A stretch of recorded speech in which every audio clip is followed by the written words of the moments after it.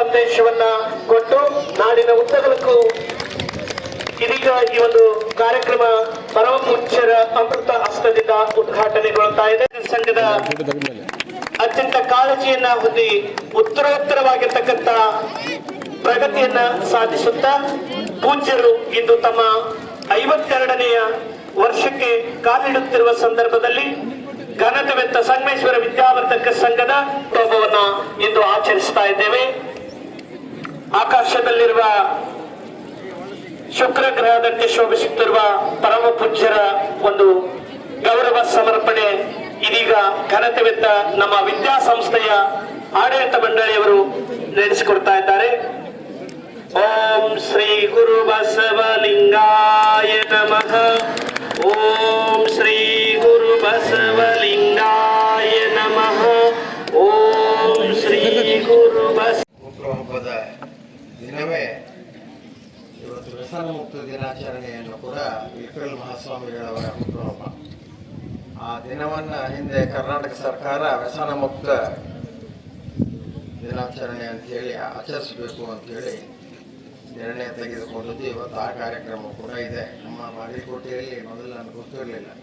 ಆ ಕಾರ್ಯಕ್ರಮ ಮುಗಿಸಿ ಬರೋದು ಮತ್ತು ಇನ್ನೂ ಸ್ವಲ್ಪ ತಡ ಆಯಿತು. ಇವತ್ತು ಹುಟ್ಟುಹಬ್ಬದ ನಿಮಿತ್ತ ಉಚಿತ ಆರೋಗ್ಯ ತಪಾಸಣೆಯು ಕೂಡ ಆಗ್ತಾ ಇದೆ. ಅದಕ್ಕೆ ಔಷಧ ವಿತರಣೆ ಕೂಡ ನಡೀತಾ ಇದೆ. ಇವತ್ತು ಪೂಜ್ಯರ 52ನೇ ಹುಟ್ಟುಹಬ್ಬ. ಅವರು ಬಂದ ಮೇಲೆ ವಿದ್ಯಾಸಂಸ್ಥೆಯನ್ನು ಬಹಳ ಅಭಿವೃದ್ಧಿಯನ್ನು ಪಡಿಸಿದ್ದಾರೆ. ಅದರ ಜೊತೆಗೆ ಮಠವನ್ನು ಕೂಡ ಜೀರ್ಣೋದ್ಧಾರ ಮಾಡೋದ್ರ ಜೊತೆಗೆ ಮಠಕ್ಕೊಂದು ಶಾಶ್ವತವಾದ ಆದಾಯವನ್ನು ಕಲ್ಪಿಸಿಕೊಡುವಲ್ಲಿ ಒಳ್ಳೆಯ ಕೆಲಸ ಮಾಡಿದರು. ಅದರ ಜೊತೆಗೆ ಅಮ್ಮಿನಗಡದಲ್ಲಿ ಒಂದು ಧಾರ್ಮಿಕ ಸಾಮಾಜಿಕ ಜಾಗೃತಿಯನ್ನು ಮೂಡಿಸಿ ಸಮಾಜಕ್ಕಾಗಿ ತಮ್ಮನ್ನೇ ತಾವು ತೊಡಗಿಸಿಕೊಂಡು ಕೆಲಸ ಮಾಡ್ತಾ ಇದ್ದಾರೆ. ಅಂತ ಪೂಜ್ಯರ ಹುಟ್ಟುಹಬ್ಬ ಕಾರ್ಯಕ್ರಮದಲ್ಲಿ ಭಾಗವಹಿಸುವಂಥ ಅವಕಾಶ ಸಿಕ್ಕಿದ್ದು ನನ್ನ ಒಂದು ಭಾಗ್ಯ ಅಂತೇಳಿ ನಾನು ಭಾವಿಸ್ತೇನೆ.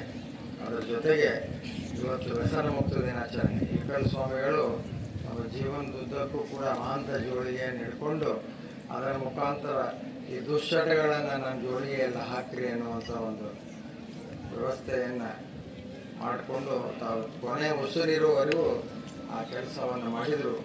ಅದಕ್ಕಾಗಿ ಅವರ ಒಂದು ಜನ್ಮದಿನವನ್ನು ವ್ಯಸನ ಮುಕ್ತ ದಿನಾಚರಣೆಯ ಜನ್ಮದಿನ ಅಂತೇಳಿ ಸರ್ಕಾರ ಮಾಡಿದೆ.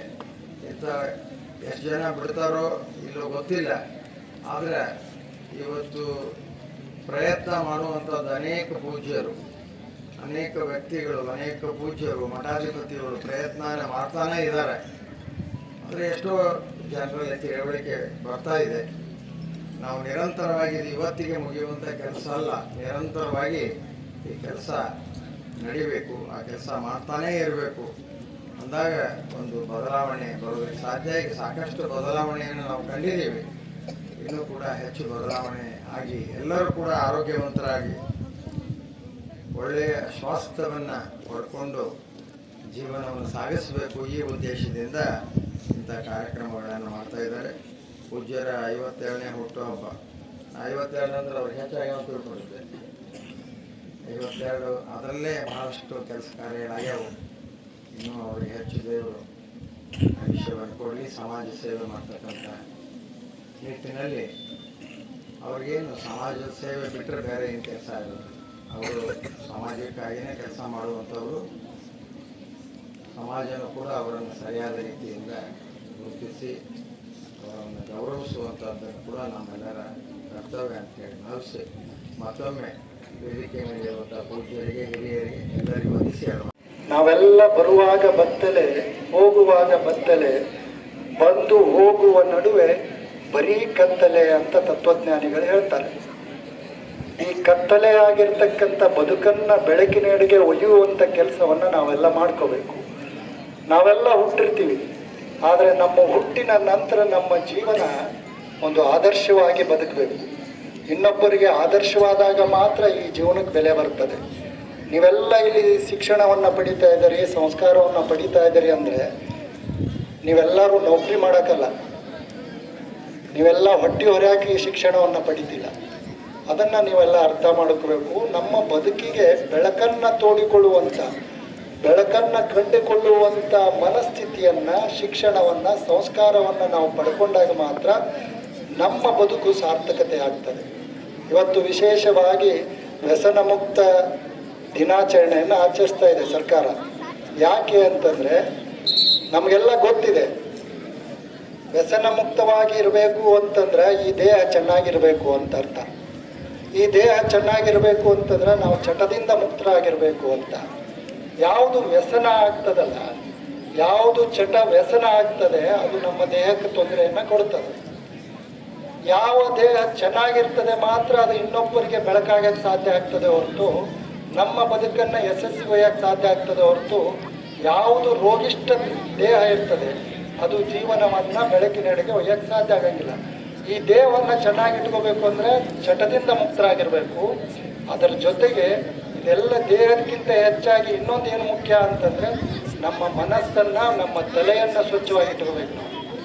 ಹೆಂಗೆ ಈ ದೇಹ ಸ್ವಚ್ಛ ಇರಬೇಕು ಅಂತ ನೀವೆಲ್ಲ ನೀರು ಕುಡಿತೀರಿಲ್ಲ, ಮನೆಯಾಗ ಏನು ಮಾಡಿರಿ, ಆರೋ ತಂದಿಟ್ಟಿರಿ, ಫಿಲ್ಟರ್ ತಂದಿಟ್ಟಿರಿ, ಎಲ್ಲಿ ಬೇಕಲ್ಲಿ ನೀರು ಕುಡಿಯಲ್ಲ ನೀವು. ಸಾಲ ಕೂಡ ಕೂತ್ಕೊಂಡಾಗ ಇನ್ನೊಬ್ಬರ ಬಗ್ಗೆ ಕೆಟ್ಟದಾಗಿ ಏನು ಬರ್ತಿರ್ತಾವಲ್ಲ, ಇನ್ನೊಬ್ಬರ ಬಗ್ಗೆ ಕೆಟ್ಟದಾಗಿ ಬರ್ತಕ್ಕಂಥ ಮಾತುಗಳನ್ನು ನಮ್ಮ ಬಗ್ಗೆ, ನಮ್ಮ ಉತ್ಸಾಹವನ್ನು ಕಡಿಮೆ ಮಾಡುವಂಥ ಮಾತುಗಳೇನು ಬರ್ತಿರ್ತಾವಲ್ಲ, ಆ ಮಾತುಗಳನ್ನು ಒಂದಿಷ್ಟು ಫಿಲ್ಟರ್ ಮಾಡಿ ನೀವು ತಗೊಂಡ್ರಿ ಅಂತಂದ್ರೆ ನಿಮ್ಮ ಮೈಂಡು ಸುಖವಾಗಿರ್ತದೆ, ನಿಮ್ಮ ಮನಸ್ಸು ಶಾಂತವಾಗಿರ್ತದೆ.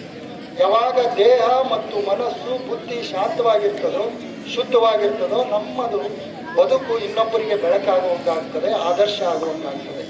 ಆ ನಿಟ್ಟಿನಲ್ಲಿ ನೀವೆಲ್ಲ ಪ್ರಯತ್ನ ಮಾಡಬೇಕು ಅನ್ನೋ ಉದ್ದೇಶ ಇಟ್ಟುಕೊಂಡು, ಯಾಕೆ ಪೂಜ್ಯರ ಹುಟ್ಟುಹಬ್ಬ ಆಚರಿಸುವುದು ಅಂತಂದರೆ ಅವರ ಬದುಕನ್ನು ನೀವು ನೋಡಿ ಕಲೀರಿ ಅಂತ. ಯಾವುದು ಸಮಾಜಕ್ಕಾಗಿ ನಮ್ಮ ಬದುಕಿರ್ತದಲ್ಲ ಅದು ಇನ್ನೊಬ್ಬರಿಗೆ ಆದರ್ಶ ಆಗ್ತದೆ. ನಮಗಾಗಿ ನಾವು ಬದುಕರು ಭಾಳ ಮಂದಿ ಬದುಕ್ತೀವಿ, ಆದರೆ ಸಮಾಜಕ್ಕಾಗಿ ಬದುಕುವಂಥ ಬದುಕೇನಿರ್ತದಲ್ಲ ಅದು ಆದರ್ಶವಾಗಿರ್ತದೆ. ಅಂಥ ಬದುಕನ್ನು ನೀವೆಲ್ಲ ಆಚರಿಸ್ಕೊಳ್ಳಿ ಅನ್ನೋ ಉದ್ದೇಶದಿಂದ ಪೂಜ್ಯರ ಹುಟ್ಟಿದಬ್ಬವನ್ನು ನಾವೆಲ್ಲ ಕೂಡಿ ಆಚರಿಸ್ತಾ ಇದ್ದೀವಿ. ಒಳ್ಳೆ ಕೆಲಸ ಆಗ್ಬೇಕು ಅಂತೇಳಿ ಬಹುಶಃ ಹುಟ್ಟುಹಬ್ಬ ಮಾಡಿ ಕೇಕ ಕಟ್ ಮಾಡಿ ದೀಪ ಹಾರಿಸುವಂತ ಕೆಲಸ ಆಗ್ಬಾರ್ದು. ಈ ಹುಟ್ಟುಹಬ್ಬದ ಯಾರೇ ಹುಟ್ಟುಹಬ್ಬ ಮಾಡಿದ್ರು ಸಹಿತ ಸಮಾಜಕ್ಕೆ ಒಂದು ಒಳ್ಳೇದಾಗಬೇಕು, ಆದರ್ಶವಾಗಬೇಕು. ಅದರ ಜೊತೆಗೆ ಸಮಾಜದೊಳಗೆ ಇರ್ತಕ್ಕಂಥ ತಡೆಗಳನ್ನು ತಡಿಬೇಕು ಎಂತಕ್ಕಂಥ ಉದ್ದೇಶದಿಂದಲೇ ಇಂತಹ ಕಾರ್ಯಕ್ರಮಗಳು ಆಗ್ಬೇಕು ಎಂತಕ್ಕಂಥ ಮಾತನ್ನು, ಅಪೇಕ್ಷೆಯನ್ನು ಪಟ್ಟಿರ್ತಕ್ಕಂಥ ಎಲ್ಲ ಸಮಸ್ತ ಸದ್ಭಕ್ತರು ಸಹಿತ ಈ ಕಾರ್ಯಕ್ರಮಕ್ಕೆ ಭಾಗವಹಿಸಿದಿರಿ.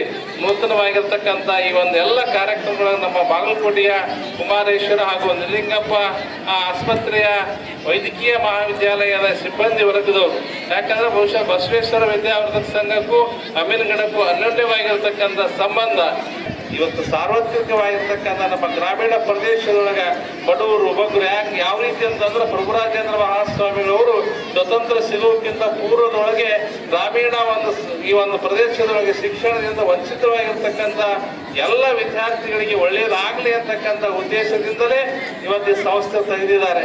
ಅದಕ್ಕೆ ನಮ್ಮ MS ದಂಡೇನವರು ಡಾಕ್ಟರ್ ಸಹಿತ ಇದಕ್ಕೆ ಕಾರಣ ಅಂತ ಅನಿಸ್ತಿದೆ. ಯಾಕಂದ್ರೆ ಅವರು ಈ ಸಂಸ್ಥೆ ಒಳಗೆ ಓದಿಕೊಂಡು ಅದರ ಸಂಸ್ಥೆ ತೆಗೆದಿದ್ದಾರೆ ಅಂತ ಹೇಳಿ ಇವತ್ತು ಅವರು ಡಾಕ್ಟರ್ ಆಗಿದ್ದಾರೆ, ಅನೇಕ ಸೇವೆಯನ್ನು ಮಾಡ್ತಾ ಇದ್ದಾರೆ. ಅಂಥವ್ರು ಅನೇಕ ನೂರಾರು ವಿದ್ಯಾರ್ಥಿಗಳು ಡಾಕ್ಟರು, ಇಂಜಿನಿಯರು, ರಾಜಕಾರಣಿಗಳು, ಸಾಹಿತಿಗಳು, ಕವಿಗಳು, ಸಂಗೀತಗಾರರಾಗಿ ಇವತ್ತು ನಾಡಿನಾದ್ಯಂತವಾಗಿ ಸೇವೆ ಸಲ್ಲಿಸ್ತಾ ಇದ್ದಾರೆ.